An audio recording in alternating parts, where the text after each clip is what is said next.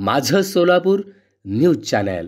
उजनी धरणासह इतर साठ्यातील पाणी पिण्यासाठी राखीव ठेवण्याचा निर्णय जिल्हा प्रशासनाने घेतला असून सोलापूर शहरासाठी पिण्याकरिता येत्या 2-4 दिवसात उजनी धरणातून पाणी सोडण्यात येणार आहे। या काळात भीमा नदीकाठचा वीज पुरवठा बंद करण्यात येणार आहे। त्यावेळी पाणी उपसा करणाऱ्यांवर गुन्हे दाखल करून विद्युत मोटारी जप्त करण्यात येतील असा इशारा जिल्हाधिकारी कुमार आशीर्वाद यांनी पत्रकार परिषदेतून दिला आहे। सध्या औज बंधाऱ्यात 2 मीटर पाणी असून उद्या औजमधील पाणी चिंचपूर बंधाऱ्यात घेतले जाणार आहे। त्यावेळी औजमधील पाणी पातळी विचारात घेऊन उजनीतून सोलापूर शहरासाठी भीमा नदीतून पाणी सोडण्यात येणार आहे। यंदा सरासरीपेक्षा कमी पाऊस झाल्याने संभाव्य पाणी टंचाईच्या पार्श्वभूमीवर जिल्हा प्रशासन सतर्क झाले आहे।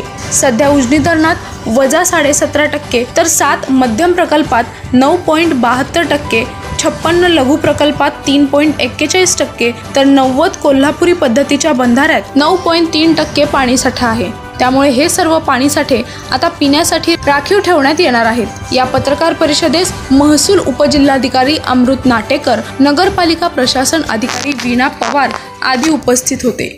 माझं सोलापूर न्यूज चॅनल लाईक करा, शेअर करा आणि सबस्क्राइब करायला विसरू नका। माझं सोलापूर न्यूज चॅनल।